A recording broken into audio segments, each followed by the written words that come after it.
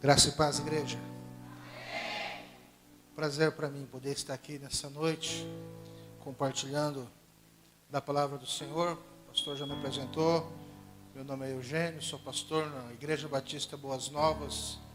A sede fica lá no quarto plano, mas eu estou lá no Jardim Maracanã, dirigindo uma das congregações da Igreja Batista Boas Novas. Como ele disse, sou presidente do Conselho de Pastores de Dourados pelo 3º ano.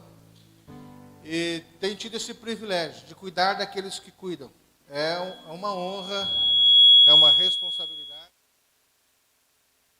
mas eu não costumo fugir de responsabilidades.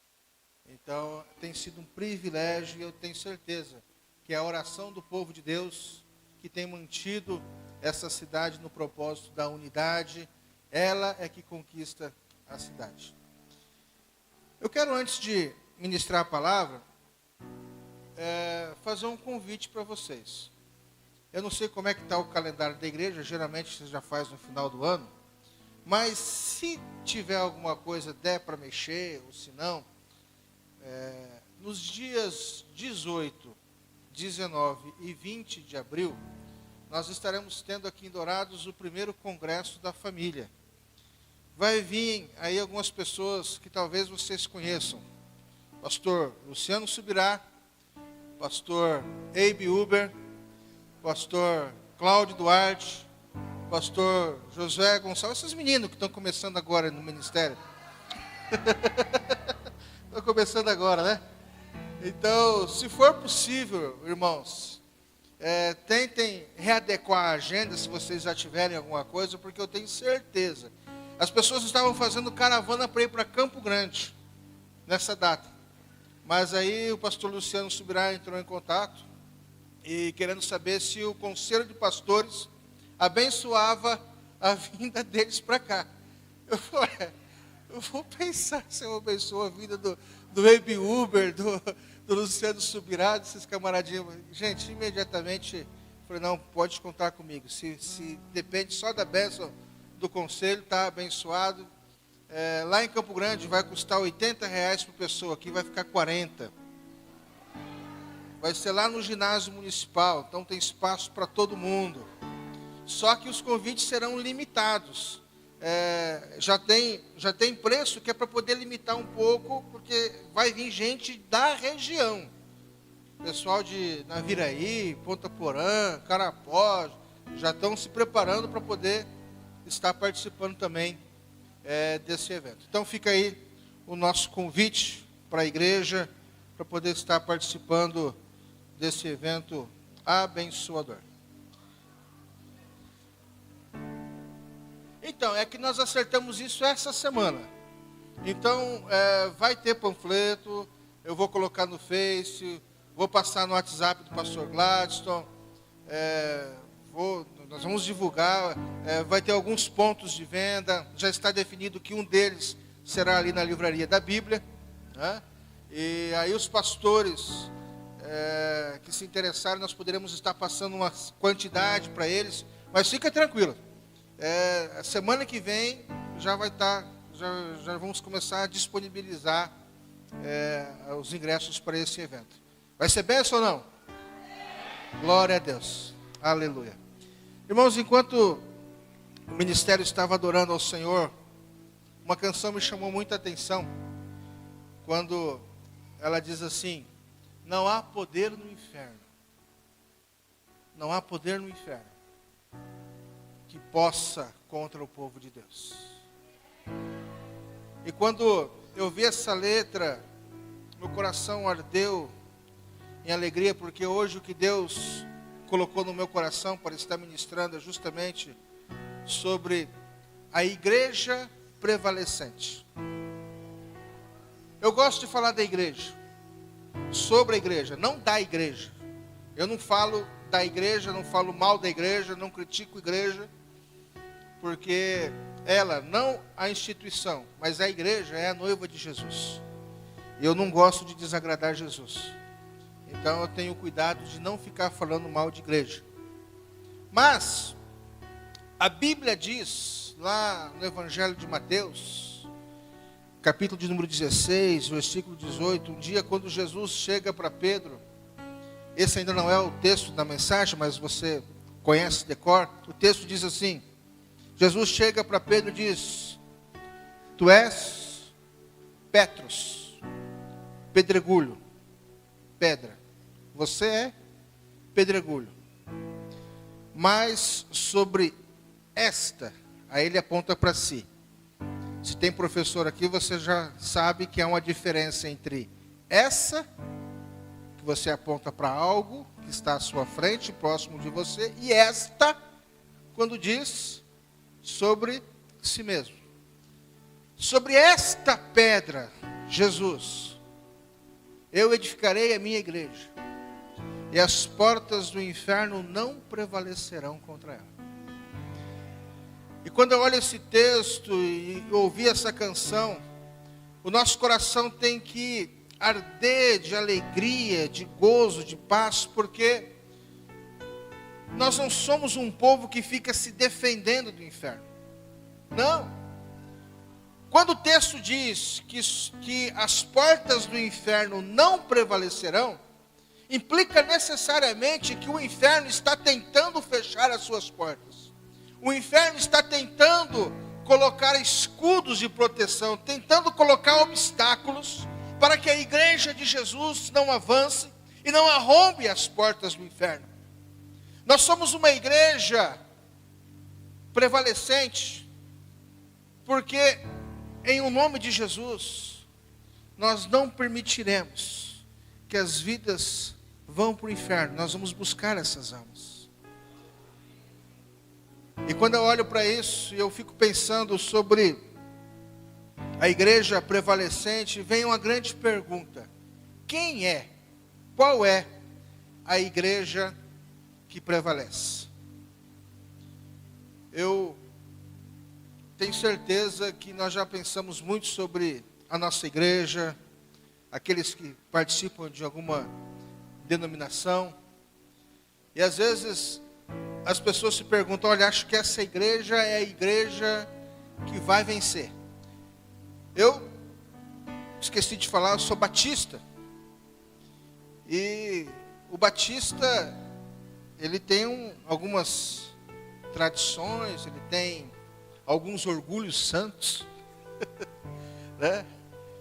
E talvez eu poderia dizer assim, bem, se há uma igreja que vai prevalecer na face da terra, são os batistas. Igreja centenária, com grande tradição de dizer, nós somos bíblicos. Porque se é batista, é Bíblia, se é Bíblia, é batista. Oh Deus. Às vezes eu vejo pessoas bairristas olhando para a sua igreja, para o seu umbigo, para o seu ministério, e diz assim, não, se tem uma igreja que vai romper e que vai prevalecer na face da terra, é a minha igreja. Irmãos, a igreja que vai prevalecer não é a batista, ela não é a assembleia, ela não é quadrangular. Eu acredito que a Shalom vai tirar muita gente do inferno, mas ela não vai vencer sozinha. Ela não vai conquistar todos os territórios sozinhas, mas grande parte desse território a ser conquistado, vai ser conquistado por vocês. Eu não vim aqui pregar união de igreja. É uma diferença muito grande, vocês conhecem bem, melhor do que eu. Vocês já estão há algum tempo no MDA, então conhecem o livro do pastor Abe Uber sobre o purê de batatas, né? Então, se eu for falar aqui para vocês sobre união e unidade, vocês sabem a diferença do saco de batata e do purê de batata.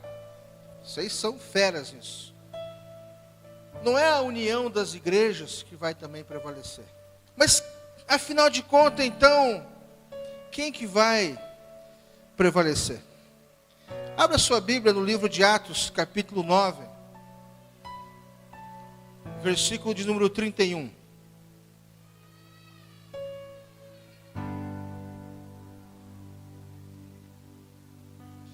Eu quero falar sobre algumas características da igreja prevalecente. A igreja que vai arrombar as portas do inferno. A igreja que vai ganhar as vidas, cuidar bem delas, discipular. Atos fala de uma igreja, a igreja primitiva. E no capítulo 9 de Atos, versículo 31, Lucas, o autor dessa carta de Atos para Teófilo, diz assim: assim, pois, as igrejas em toda a Judéia, Galiléia e Samaria tinham paz, e eram edificadas e se multiplicavam, andando no temor do Senhor e consolação do Espírito Santo. Queridos, olha que interessante.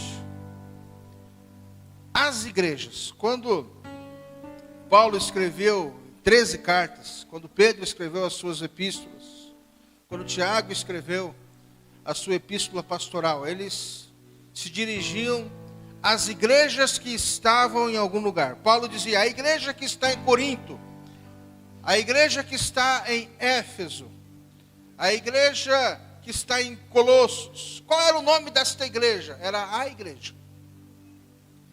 Era o corpo de Cristo. Era o povo de Deus, que estavam espalhados sobre a terra. E o texto começa falando sobre uma situação, se você olhar um pouquinho antes, você vai ver aqui que era um período da igreja, que a igreja era perseguida. Foi no início da conversão de Saulo, quando ele tinha cartas para perseguir e matar cristãos, perseguir os apóstolos, perseguir os discípulos de Jesus. E aqui nesse texto está falando que havia uma categoria de igreja. Quais delas? Todas. Toda a Judéia, toda a Galileia e toda a Samaria, elas tinham paz. O chamado de Deus para a igreja é universal. Deus não tem igreja preferida.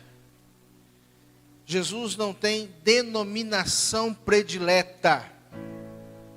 Jesus não veio resgatar uma denominação. Jesus não veio para posicionar alguém, um líder. Quem é a igreja que prevalecer? Qual é a visão que vai prevalecer? Em 1997, 98, eu ouvi dizer que a igreja prevalecente é aquela que estivesse na visão. E a visão da época era o G12. Não estou criticando o ministério. Veio uma visão, depois vieram outras visões. Igreja com propósito, a igreja em célula de Ralph Neighbor. Depois houve aquela multiplicação onde René e César Castelhanos, cada um seguiu para um caminho. Então, junto com o G12 veio o M12. E hoje nós temos o MDA. Qual é a visão que vai ganhar o mundo? Qual é a igreja que vai prevalecer? Eu fui em Marília fazer o treinamento. Participei lá uma semana do imersão. E eu voltei pegando fogo. Falei, puxa vida, essa é a visão. É isso aí que vai ganhar o mundo, é isso aí que vai ganhar a cidade. Eu vou voltar aqui, vou ganhar todo o meu bairro para Jesus. O meu pastor me chamou para uma conversa muito boa. E ele disse assim: ô varão, não é visão que ganha, o que ganha é a essência. Aí ele disse assim para mim: você viu como é que era o pessoal lá, dos testemunhos que você escutou? Eu falei, eu escutei crianças falando que estavam orando pouco, porque elas estavam orando apenas 1h30 por dia. Eu ouvi pastores dizendo que estavam lutando para ter um pouco mais do seu TSD. Um deles, inclusive, estudou aqui em Dourados. Hoje ele é pastor dos jovens, eu não lembro o nome dele. Mas estudou aqui. E como pastor dos jovens, ele disse: rapaz, eu preciso melhorar. Eu orava mais, agora eu só estou orando 4 horas por dia. E eu fiquei com uma vergonha. Quando eu vi meninos, jovens, adolescentes, eu não queria que ninguém soubesse ali que eu era pastor. Muito menos que eu era presidente do conselho de pastores da minha cidade. E torci para ninguém me perguntar quanto tempo eu orava. Eu falei, meu Deus, não deixa ninguém me perguntar. Olha, lá na PIB de Marília, tinha uns lugares de excelência ali, para você ficar pertinho do povo, né? Eu ficava lá no fundo, prestando atenção, anotando tudo, sendo muito impactado. Porque, na verdade, o que ganha, o que vai ganhar a nossa cidade, a nossa nação, não é uma visão. É a essência. É vida com Deus. É oração. É jejum.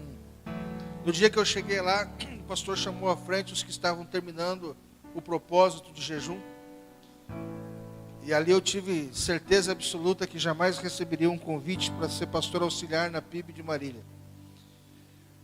Para lá, você tem que passar primeiro pelo período de 40 dias de jejum. Eu falei, Jesus, para eu fazer 3 dias, que sacrifício. Aí quando eu vim para cá, eu vi pastores, amigos meus, que se dedicaram, que fizeram. Eu disse, é possível. É possível, sim. Depois eu já mudei o conceito. Eu falei, não, eu posso, sim. Eu preciso disso, eu preciso dessa essência, eu preciso amar a Deus acima de todas as coisas, eu preciso buscar mais a presença dEle. E nesse texto de Atos, capítulo 9, ele diz, todas as igrejas tinham o quê? Paz. A igreja prevalecente, em primeiro lugar, é uma igreja que tem paz. Agora vamos falar um pouco de paz. O que é paz? Se você for para o dicionário, paz vai dizer, ele vai dizer que paz é a ausência de guerra. É possível ausência de guerra? Não, não tem como. Nós vivemos em constante batalha. Nós vivemos em constante luta. Paulo já nos dizia que a nossa luta não é contra a carne, contra a sangue, mas contra principados, potestades, dominadores das regiões celestes. Não há como entendermos no mundo espiritual que paz é a ausência de guerra. Se está te faltando guerra, alguma coisa está errada. Tem alguma coisa errada. Mas a paz, e Jesus disse, deixo-vos a paz, a minha paz vos dou e não vou lá dou como o mundo a dá. A paz que a igreja tinha era em meio à perseguição. Você olha nesse texto, você vê que Saulo corria atrás dos crentes, queria matar os discípulos, era perseguidor de profeta. A igreja era perseguida pelo império. O império achava que a igreja que estava se levantando queria inaugurar um reino que fosse reino material, que fosse reino político. Eles pensavam que haveria de ter um outro que fosse rei na terra. E quando eles perceberam que a igreja começou a crescer, eles tentaram de todas as maneiras impedir isso. Mas a igreja vivia em paz. Mas também a igreja vive em paz quando ela está debaixo da bênção. Como o salmista diz lá no Salmo de número 133. Ó, quão bom e quão suave é que os irmãos vivam em união. O princípio básico da paz é o amor. Não vai existir paz se o amor de Deus não estiver derramado nos nossos corações e nós não pudermos olhar para o nosso irmão, para o nosso amigo, para o nosso conhecido, para o desconhecido ou até mesmo para o seu adversário, se o amor de Deus não estiver arraigado no seu coração. Eu recebo bastante mensagens inclusive motivadoras. E hoje eu recebi uma assim que me chamou muito a atenção. Eu falei, puxa vida, eu precisava ler isso hoje. É uma ilustração, ela fala sobre um concurso que estava acontecendo, era um concurso sobre pintura. E havia 3 finalistas. Um deles, o artista pintou uma paisagem muito bonita, com os animais no campo. Uma outra era uma pintura sobre o céu, com os pássaros voando. E uma outra que chamou muito a atenção foi de uma rocha, onde ela estava bem no mar, e o mar vinha com as ondas revoltas e batia, e você via que pela escuridão do céu havia relâmpagos e trovões. E esta foi a pintura vencedora. E os 2 artistas que haviam pintado coisas lindas chegaram para o juiz e falaram: escuta, o que uma pintura tão violenta como essa tem a ver com a paz? Já que o concurso era sobre uma pintura que representasse a paz. O juiz disse assim: você reparou na pintura da rocha que ali tem uma fenda, e naquela fenda você consegue observar um pássaro no ninho com seus filhotes dormindo tranquilamente? Ele falou: não, sim, mas pois é. A paz está bem representada neles, porque no meio da tormenta, no meio das ondas bravas batendo na rocha, no meio da tempestade, aquele pássaro dorme com seus filhotes tranquilamente, em segurança. Paz é estado de espírito. Paz é saber que no meio da tribulação, Deus está com você. Paz é saber que no meio da luta, no meio da enfermidade, no meio da dor, no meio da perda de um ente querido, ali Deus está com você. E a igreja experimenta paz quando ela é perseguida, quando ela é mal falada, quando as pessoas criticam a visão, as pessoas criticam o líder injustamente, e a Bíblia diz: regozijai-vos, quando injustamente proferirem coisas contra vós, quando injustamente estiverem te atacando. E meu irmão, a igreja que dá fruto vai ser perseguida. Mas na perseguição, o seu estado de espírito vai definir se você está em paz ou se você está em tormenta. A igreja prevalecente, ela tem paz. Ela vive em união, ela vive na unidade, ela vive no Espírito, e ela vive os propósitos de Deus para a sua vida. Mas a igreja prevalecente, além de ter paz, a Bíblia diz que era uma igreja que era edificada. Tem algum construtor aqui? Pedreiro, servente? Está aí, tem um construtor. Então, ele vai saber bem o que a gente está falando. Se você falar sobre edificação, e novamente vamos recorrer lá para o dicionário, né? De acordo com o dicionário, edificação é construir, erguer, levantar um edifício. Quando você fala em edificação, você está falando de uma construção. Toda construção tem os seus processos. Toda construção, ela tem a sua maneira de começar e de terminar.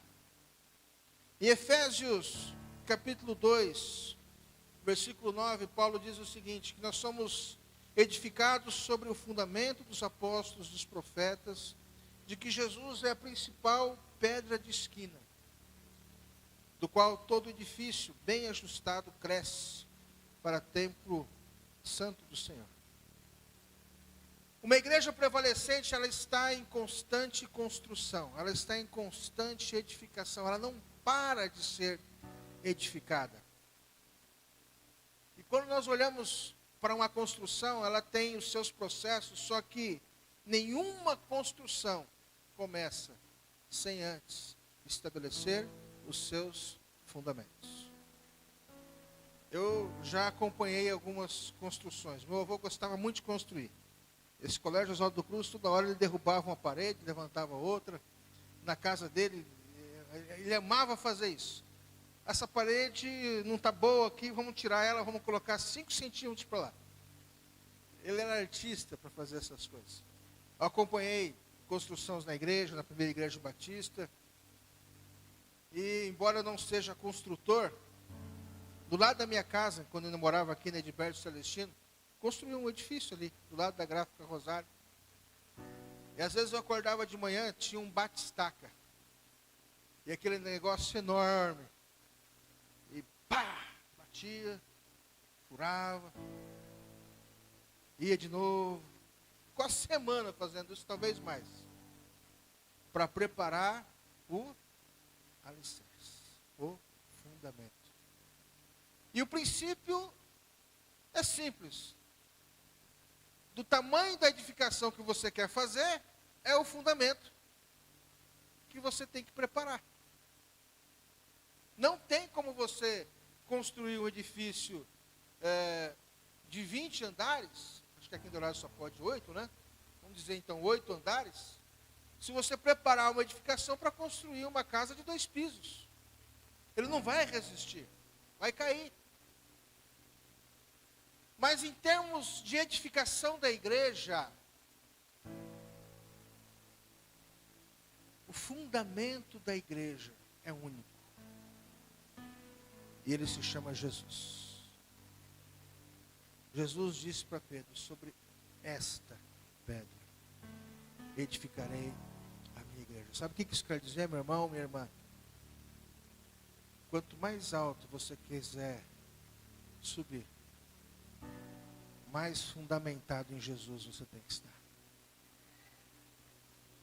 Como diz meu amigo Bertelli, cheirando a meinha dele, deitado no colo dele. Não tem jeito, se não for assim, você não vai ter como crescer, a não ser que você faça algo estabelecido na sua própria vida. E aí, você conhece talvez algumas igrejas, alguns ministérios, e você vai saber quando a igreja está realmente fundamentada em Cristo, quando o líder principal dessa igreja vier a faltar. Existem igrejas, ministérios, que se morreu o seu líder, e ano passado teve uma que o seu líder faleceu, e está uma briga enorme aí com os filhos, genros, cada um querendo uma porção da liderança e uma disputa para ver quem fica com a igreja sede, quem fica com o programa do rádio, porque o líder morreu, ele não tinha um sucessor, e ainda que tivesse, aquele ministério estava fundamentado na vida de uma pessoa. Eu não vou falar o nome da pessoa, nem do ministério, talvez você até saiba. Mas olhe de repente para algumas igrejas, para algum ministério, e imagine, se o líder desta igreja falecer, essa igreja subsiste? Meu irmão, se a igreja estiver fundamentada em Jesus, a morte do seu líder vai dar ainda mais gás para que eles honrem o legado deixado pelo seu pastor, bispo, apóstolo. Vai honrar e vai fazer cada vez mais e mais. Vão sentir, tem a tristeza da partida, da saudade, mas sabe que ele plantou algo para a eternidade, ele plantou algo para o Senhor, e a sua vida estava estabelecida em Cristo. A igreja edificada, em primeiro lugar, ela tem que estar muito bem fundamentada. Ela precisa ter intimidade com Jesus. Ela precisa entender que Jesus é o tudo da sua vida. Não dá para você apenas convidar Jesus para de repente participar de algum evento especial. Não dá para você dizer, Jesus, hoje nós vamos ter uma coisa lá, se o senhor quiser aparecer, seja bem-vindo. Não, de jeito nenhum. Ele tem que ser o dono da igreja. Às vezes a gente até fala, né? Até maneira de falar, minha igreja, minha igreja. Claro que a gente fala isso sem intenção nenhuma de dizer que somos donos de igreja. Mas só quem tem igreja é Jesus, foi Ele que morreu por ela. Eu não tenho igreja, eu não sou dono de igreja, eu não sou dono do meu chamado, eu não sou dono do ministério que Ele me confiou.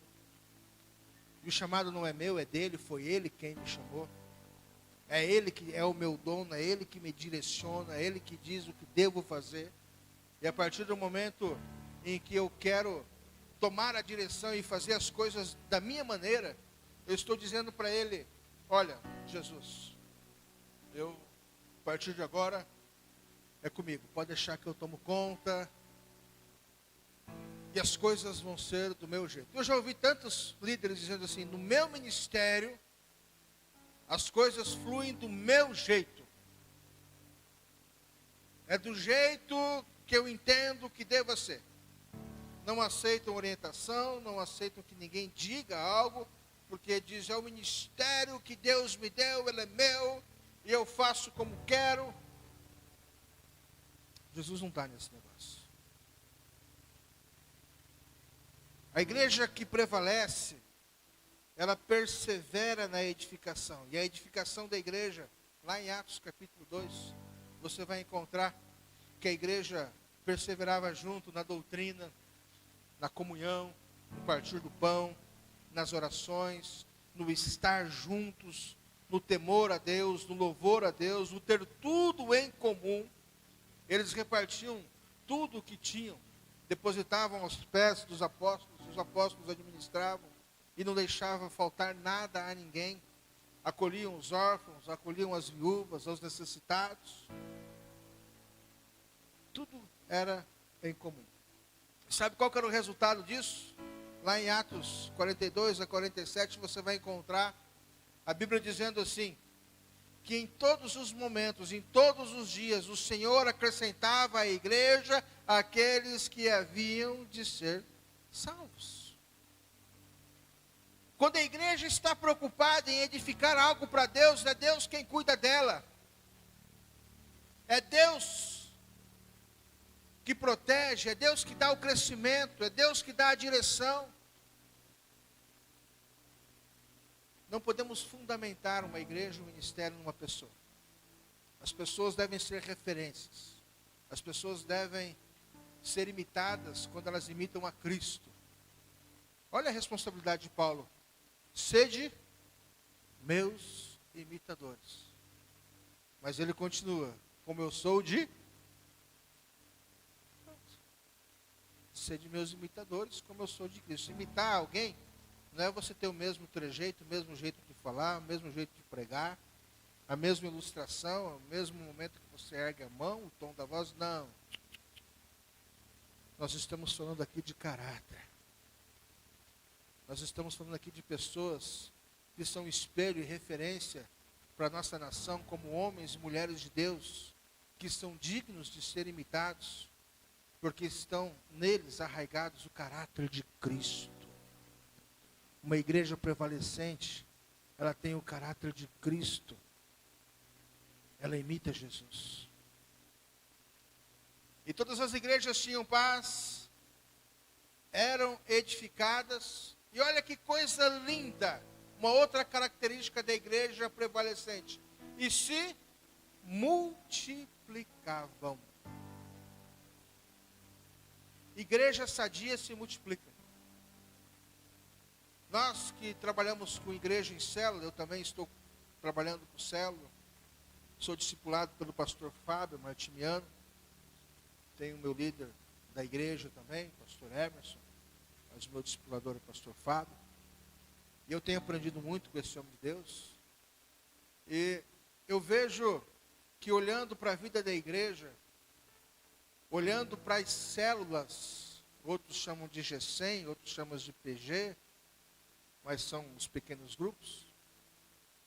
Quando ela é sadia, ela se multiplica, ela cresce, ela frutifica, ela não é apenas um ponto de encontro de crente, mas é um ponto de salvação, onde as pessoas chegam lá e encontram Jesus naquele lugar, e depois se agregam ao corpo de Cristo em determinado local, são batizados, são discipulados.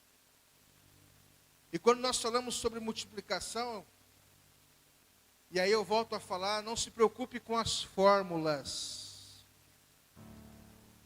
Preocupe-se com a essência, porque se você tiver a essência na sua célula, ela vai multiplicar. Se você for apaixonado por Jesus, se você amar as vidas, se você for 100% vidas, ela vai multiplicar. Se você olhar as pessoas com o amor de Deus, como alvos que precisam ser resgatadas do inferno, que precisam ouvir do amor do Senhor e que precisam urgentemente. Você tem que amar as vidas. E Jesus diz, ama o teu próximo como a ti mesmo. Então você tem que olhar para aquela pessoa que às vezes está caminhando para a perdição e você, em vez de olhar ali simplesmente um malfeitor, um pecador, um beberrão, um cara que fuma demais, ou isso, aquilo, e os nossos estereótipos, começamos a colocar a classificação de pecadores. Uns pecam mais, outros pecam menos e tal, aquela coisa toda, e a gente começa a olhar para isso. E esquece que Jesus está olhando para aquela pessoa assim, eu amo essa pessoa. Eu amo esse cabeludo, tatuado, com piercing no nariz. Hoje eu vi a foto de um camarada que ele furou o nariz e colocou aqui um cadeado no nariz. Antes eu olhava para essas coisas e o espírito de religiosidade dizia, vai para o inferno.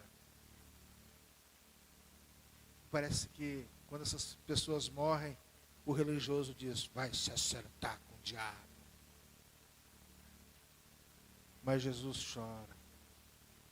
Jesus olha para aquela pessoa e diz, não falaram de mim para ela. E aí nós temos que chegar diante do tribunal de Cristo. E Jesus vai dizer assim, estive nu, não me destes de vestir, tive fome, não me deste de comer, estive preso e não foste visitar-me. E alguns dirão, mas Senhor, quando é que nós te fizemos isso? Imagina que nós faríamos isso com o Senhor. Comigo você não faria. Mas você fez quando você rejeitou um desses pequeninos.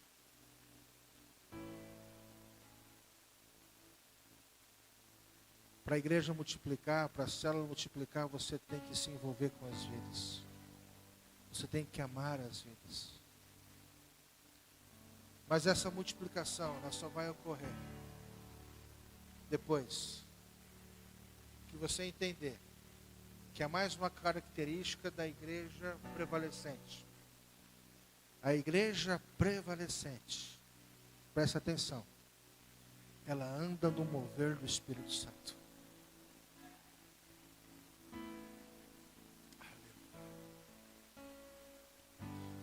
A igreja não nasceu gigante. Jesus teve os seus discípulos, eles ganharam outros discípulos, e num determinado dia, depois de eles ouvirem Jesus dizer, não se ausentem de Jerusalém, eu quero que vocês fiquem por aqui. Um outro mais curioso perguntou, restaurarás o Senhor a Jerusalém nesses dias? Ele disse, olha, não vos compete saber os tempos, as estações que o Pai determinou pelo seu próprio poder, mas eu quero te dizer uma coisa, recebereis o poder do Espírito Santo, que há de vir sobre vós, e semeis testemunhas, tanto em Jerusalém, tanto em Judeia, tanto em Samaria e até os confins da terra. Aí lá em Atos, capítulo 2, versículo 1, diz que eles estavam no cenáculo. Eles estavam ali reunidos em 120 crentes. Era um bom número, uma igreja de porte pequeno para médio. Bom número de crentes, 120 crentes. Mas aconteceu uma coisa ali muito doida. Aconteceu algo ali sobrenatural. Enquanto eles estavam reunidos em 120, de repente, eles viram que caíam do céu limpos como que de fogo. E eles foram batizados no Espírito Santo. eles falavam em línguas, eles profetizavam. Foi lido aqui no início do culto, Joel. Nos últimos dias, derramarei do meu espírito. Vossos filhos, vossas filhas terão sonhos. Os vossos velhos terão visões. Sobre toda a carne derramarei do meu espírito. Quando a igreja entender que ela só vai multiplicar se andar no mover do Espírito, sabe o que vai acontecer? 120 em Atos capítulo 1, versículo 15. Em Atos 2, 41.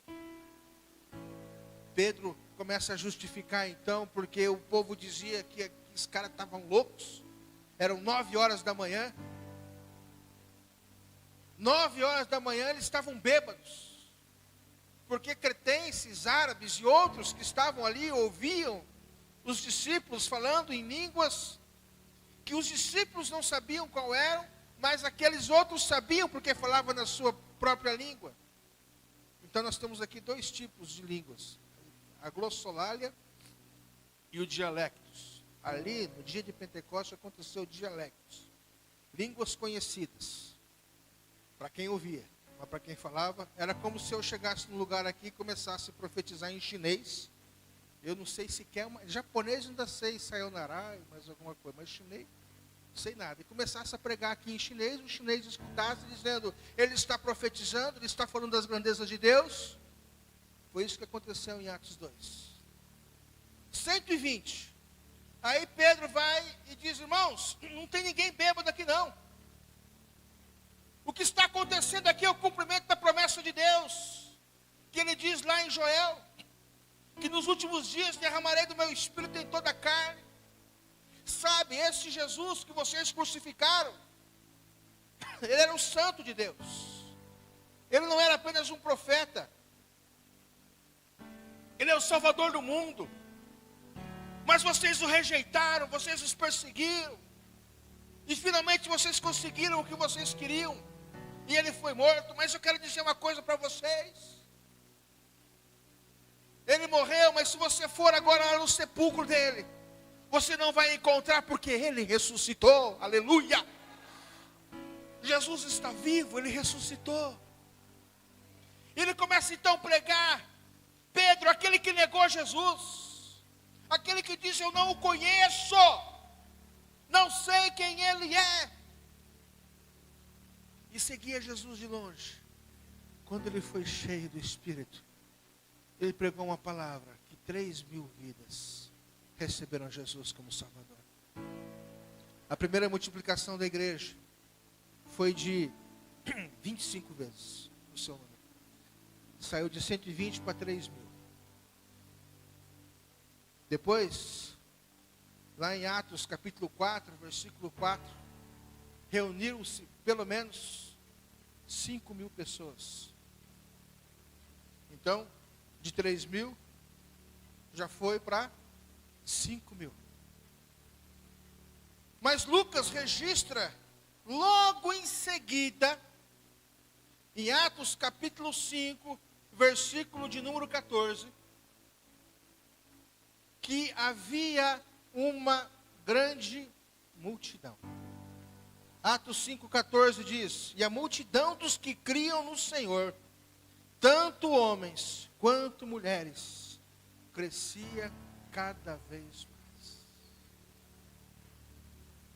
Quando começou a crescer, disparou. Eu não sei em quanto vocês são. Se são 120, 200, 400. Mas nós, como igreja, seremos prevalecentes. Quando tivermos paz, quando estivermos sendo edificados, quando a igreja estiver crescendo, mas principalmente, quando a igreja andar no mover do Espírito Santo. Nada disso vai acontecer se você não entrar no mover. Assim como estavam aqueles crentes reunidos naquele lugar. Eles não sabiam o que ia acontecer naquele dia. Mas eles estavam atentos, porque eles tinham uma promessa. Eles tinham uma palavra do próprio Jesus, que diz: vocês vão receber poder. Vocês serão batizados no Espírito.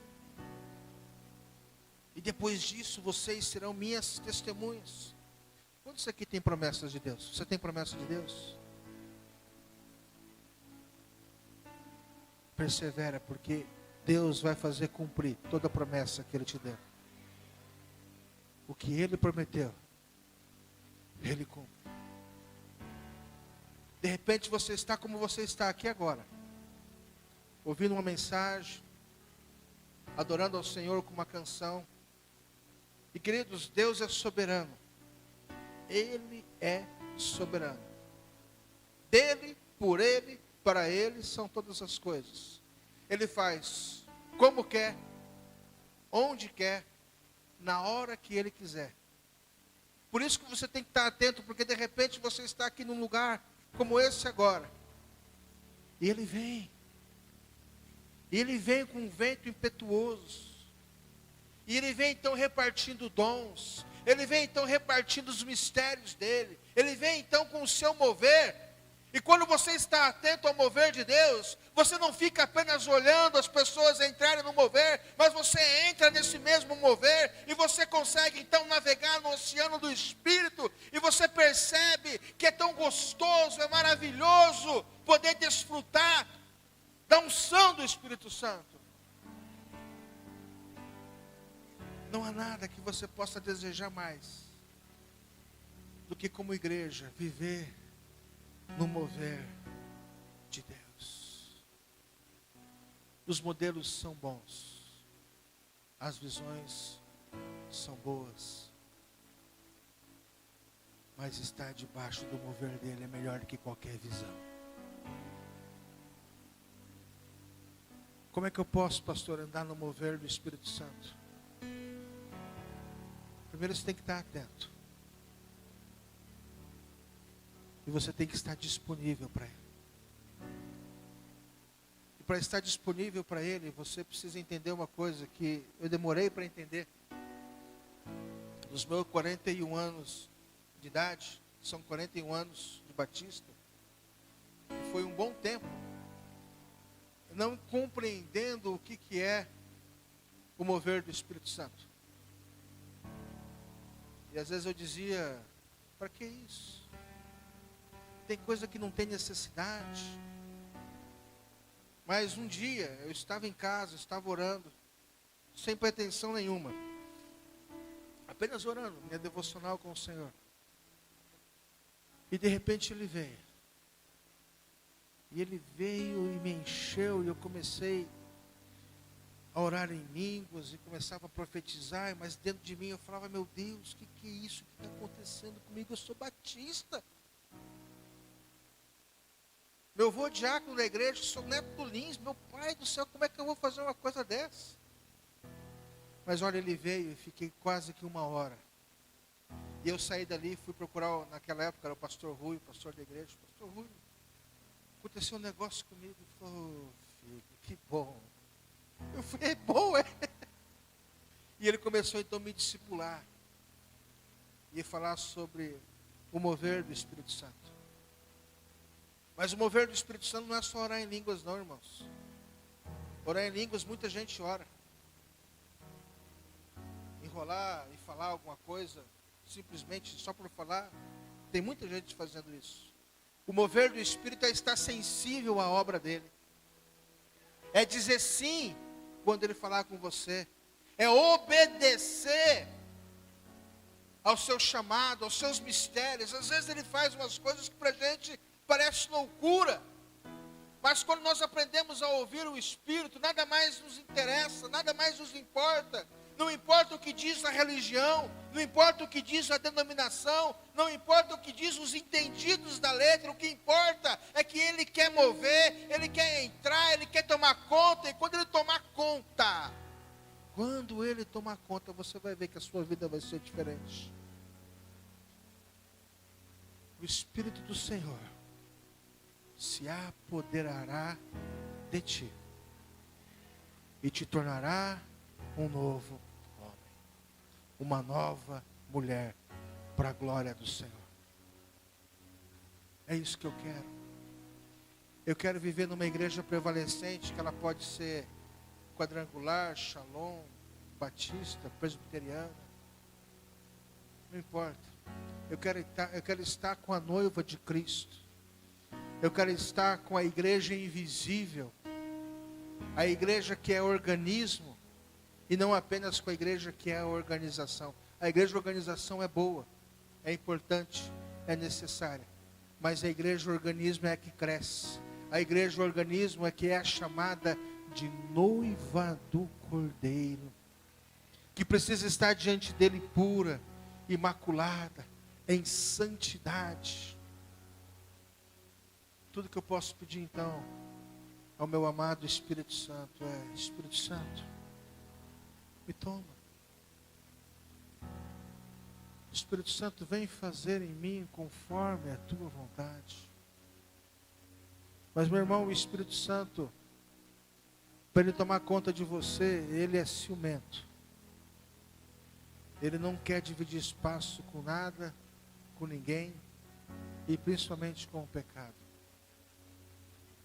Então você quer entrar no mover do Espírito? Primeira coisa, aonde você está agora, baixa a sua cabeça, começa a falar com Deus. Se você quer entrar no mover do Espírito, você deve começar com arrependimento. Aonde há arrependimento, aonde há contrição, a Bíblia diz, o salmista diz: a um espírito quebrantado não desprezarás, ó Deus. Deus não se agrada com sacrifícios de homens, mas Deus se agrada com o coração contrito, o coração quebrantado, o coração que busca a sua presença. Eu sei que os dias são maus, eu sei que às vezes é difícil, as situações nos levam a pecar. Você sai na rua, você está tentado em todo momento. No serviço você está tentado. Mas o Espírito Santo agora fala com você dizendo: olha, não há pecado que eu não possa perdoar. 1 João capítulo 1, versículo 8 diz: se dissermos que não temos pecado, fazemos-lo mentiroso e a sua palavra não está em nós. Mas o versículo 9 diz: se confessarmos o nosso pecado, Ele é fiel e justo para perdoar os nossos pecados e nos purificar de toda a injustiça. Basta confessar. Então, se você quer receber agora do mover de Deus, começa pedindo perdão para Ele.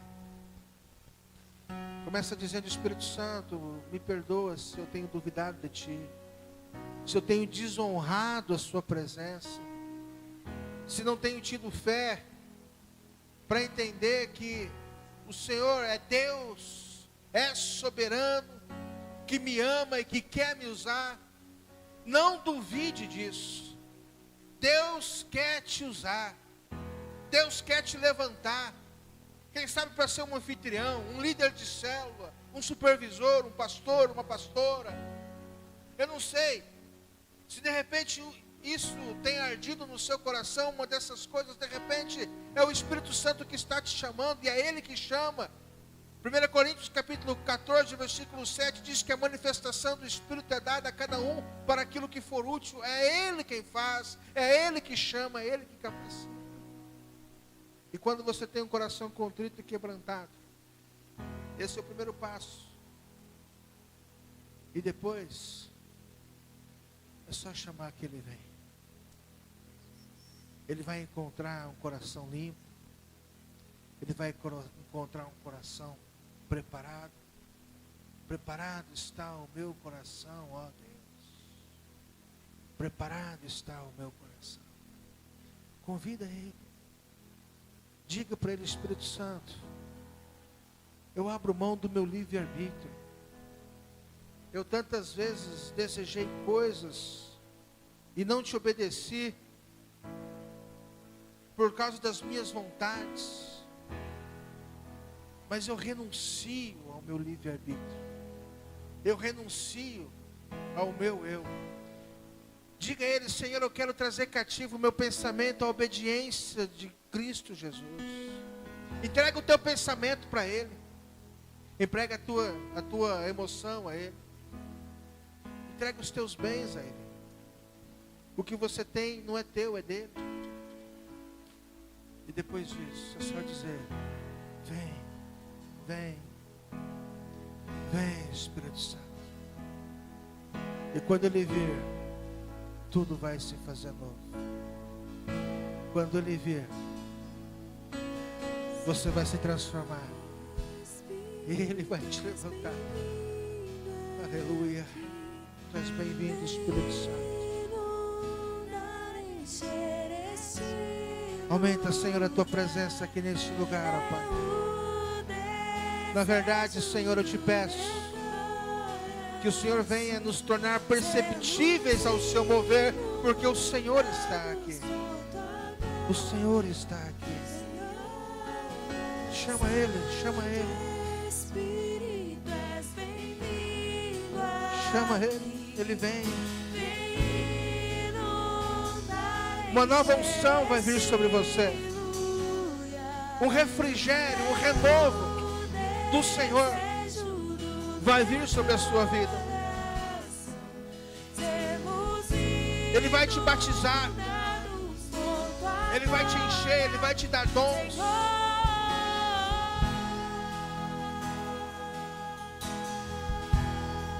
Talvez você chore, talvez você ria. Não importa a reação, mas o fato é que Ele vai te pegar agora. Assim como naquele dia, 120 reunidos, de repente,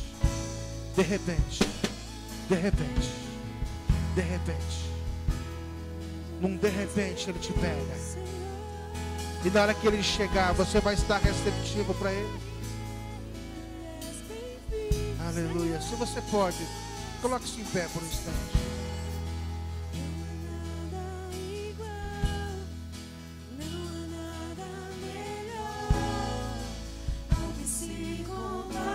Pode diminuir um pouco as luzes. Eu não quero que você fique preocupado olhando para o lado, para frente, para trás. Eu quero que você pense agora em você. Você e Deus. Você e o Espírito Santo. Há um mover de Deus aqui neste lugar. Há uma unção de Deus aqui neste lugar. Para curar, para libertar, para distribuir dons, para batizar, para te levar a um novo tempo, ser uma igreja prevalecente. A igreja prevalecente é formada de igrejas. Você é a igreja. Você é a noiva. Você é aquela por quem Jesus morreu. É aquela por quem Jesus ressuscitou. É aquela por quem Ele enviou o Espírito Santo para habitar em você. Quando você sair daqui, quando essa igreja, templo, ficar vazio, a presença não vai estar no templo, mas ela vai seguir com você. Vai estar em você. Espírito Santo, faz o que o Senhor quiser agora. Essa igreja é tua, eu sou teu. Esse povo é teu. A ti pertence a honra, glória, louvor, sabedoria, poder, domínio, pelos séculos dos séculos. Diante de ti, os 24 anciãos se rendem, depositam aos seus pés a sua coroa, porque ninguém é digno de estar coroado diante do Rei dos Reis, do Senhor dos Senhores.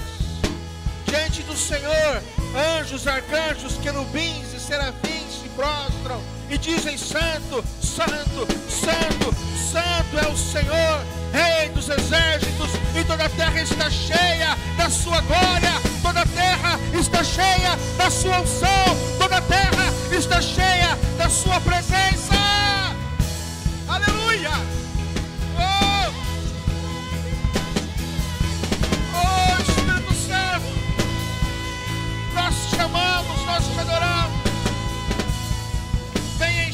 vem se manifestar nesse lugar. Oh, Espírito Santo, eu quero orar por você, eu quero ministrar sobre você. E quero convidar você que quer ser renovado, que quer ser cheio, que quer experimentar um pouco mais do Senhor. Não sou eu. É o Espírito Santo que vai fazer isso com você. Sai do seu lugar, vem aqui à frente, vem diante do altar do Senhor. Se quiser se prostra, se joelhe, mas começa a clamar agora a Ele, começa a pedir a Ele. Espírito Santo, o Senhor que está aqui neste lugar, vem me transformar, vem me purificar, vem me renovar.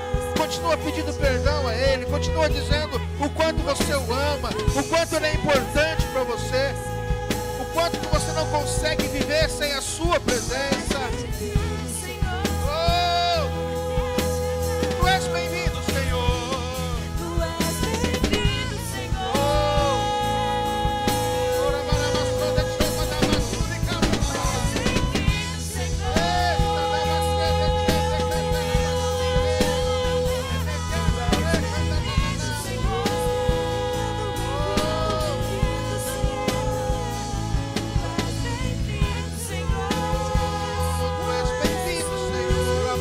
Nossa alma.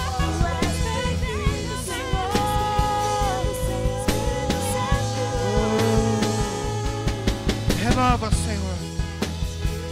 Renova, Pai, a unção. Derrama do bálsamo, Senhor, sobre os seus filhos, sobre suas filhas, sobre os anciãos, sobre os jovens, sobre as crianças, sobre a tua igreja que está aqui neste lugar. Cada igreja aqui que são as vidas, ó Pai. Espírito Santo, não nos deixa sair daqui como entramos, mas, ó Deus, que o teu mover seja permanente em nós. Confessamos a Ti as nossas limitações, confessamos a Ti os nossos pecados, confessamos a Ti os nossos medos, confessamos a Ti todo o espírito de religiosidade que porventura nos tem acompanhado há tanto tempo.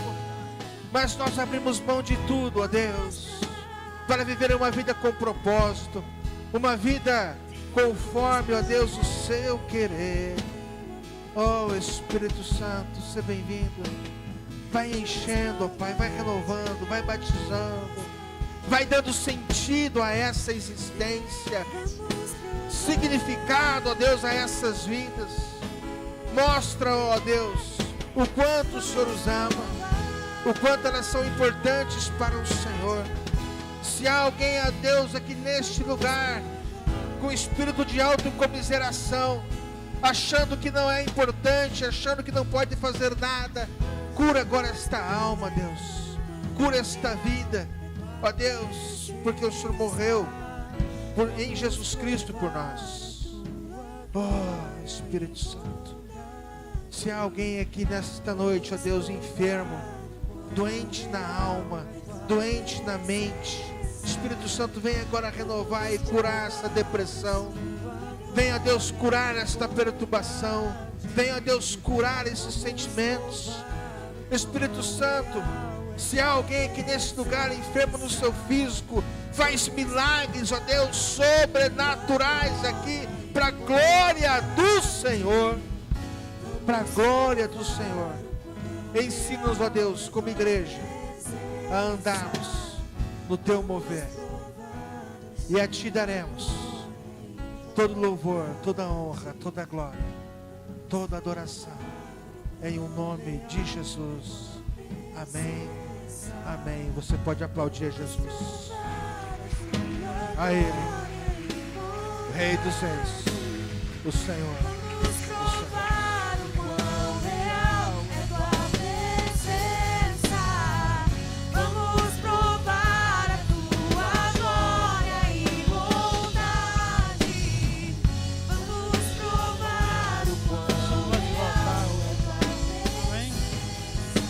Deus te abençoe. Você pode voltar para o seu lugar. Glória a Deus.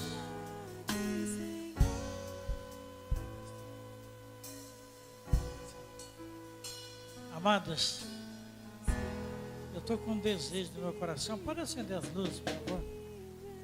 O desejo do meu coração, sinceramente, é que os irmãos não deixem escapar nenhuma palavra que você ouviu aqui nessa noite. Que coisa tremenda os detalhes, o que é uma igreja. Então, o meu desejo nesta noite é que realmente você tire o máximo proveito daquilo que você ouviu. Amém, querido? Nós vamos orar, nós vamos aproveitar a presença do pastor. Ele vai orar nos despedindo e depois eu vou estar impetrando a bênção e assim nós encerramos o nosso culto nessa noite.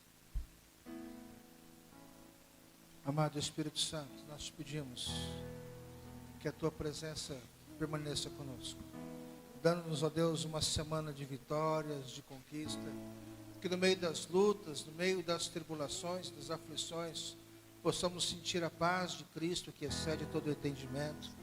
Ó Deus, dá-nos células frutíferas essa semana, discipulados abençoadores, e ó Deus, que em tudo o teu nome seja glorificado, para a glória de Deus Pai, em nome de Jesus. Amém. Que o Senhor te abençoe e te guarde. Que o Senhor faça resplandecer o seu rosto sobre ti e tenha misericórdia de ti. O Senhor te abençoe, te dê a paz, em nome de Jesus. Amém? Glória a Deus. Agora você vai abraçar pelo menos 5 irmãos. Amém? Glória a Deus. Pastorzão, glória a Deus. Para acompanhar as atividades da Shalom Dourados, acesse nosso canal do YouTube e siga nossas redes sociais. Para acessar nossos cultos em áudio, acesse o Cherbit Shalom Dourados. Faça-nos uma visita, Rua Edilberto Celestino de Oliveira, número 1558, Vila Santo André, Dourados MS. Para maiores informações, ligue para a Secretaria da Igreja, 67 3421 0461. Shalom, amor e cuidado.